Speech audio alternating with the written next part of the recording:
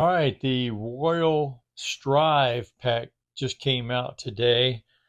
You've got the Glide Roll, Light Glide, and Windbreak Glide, 3 disc for $5.99 US. So let's take a quick look at them. This is very early, very preliminary, but I know people will have questions about should I buy this pack or not. So let's take a look at a couple of the discs at least. Start by comparing the Light Glide Rive and the Strive. And for me, the ultimate test of a Light Glide bomber is Cody Canyon Hole 2. So let's throw the Rive first. See how that looks. We know it will clear the wall. And that's a very good position for the Eagle. And then we're going to throw the Light Glide Strive.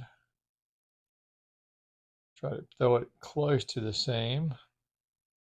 It does have a little more turn.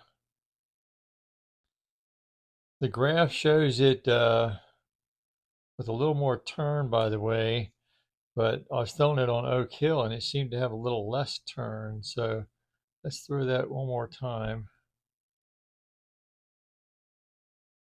That's better.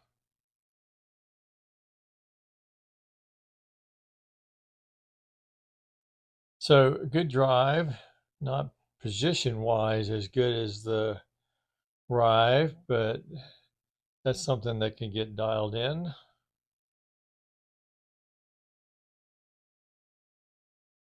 That one got stuck on top. And some of this is because obviously this is first day and I really don't have this flight path down to optimize it right behind the bush, but good distance. So definitely jumps the wall, definitely passes the CC2 test.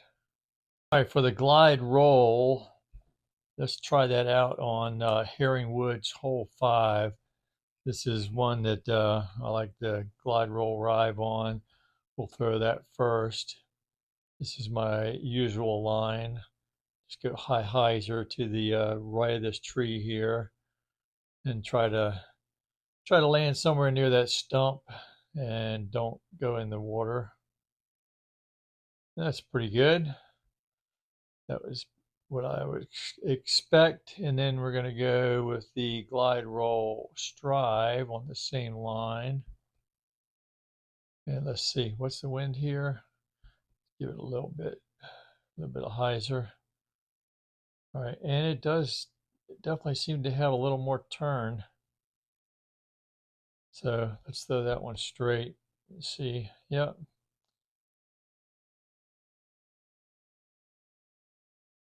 And pretty much the same result, I would say. I think you're just going to have to throw it with a little different release angle, but that's pretty similar results to what I would expect to see with the glide roll rive. All right, so I didn't show the Windbreak Glide because there's just not a lot of folks that bag that disc, honestly. Even though it's a great disc, but particularly with the introduction of water skip disc, there's just not a lot of room in the bag for uh, something like the Windbreak Glide for most players. So what's my opinion? Again, this is very early, very preliminary, based on very limited number of throws. Um, I think the Light Glide was the one I was most excited about, seeing if it had a little more distance.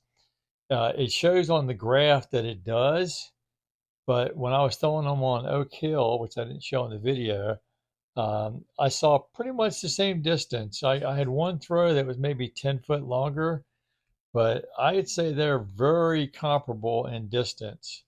Um, the glide roll rive seems really comparable in distance. So So should you buy it? I don't know. If you're a newer player and you're looking for some bombers, I think this is a great value. You get three very baggable, all three are baggable bombers for $6 US, which is a great deal. If you already have the Rive equivalents in your bag, then you may or may not be looking to replace those. I don't think the difference is substantial enough to warrant it. Uh, you know, the Light Glide Rive does have a little bit different shape also, so there might be some holes where that's more valuable. But for a lot of veteran players that have their lines already dialed in with the Light Glide Rive and the Glide Roll Rive, it's a personal decision, but personally, I don't think I'm going to bother relearning lines just to replace a disc that is pretty comparable. So yeah, I don't know. All in all, I think it's a great pack for some of the newer players, and that's my initial take on it. All right, hope you enjoyed that. Hope you learned something, and we'll see you around the valley.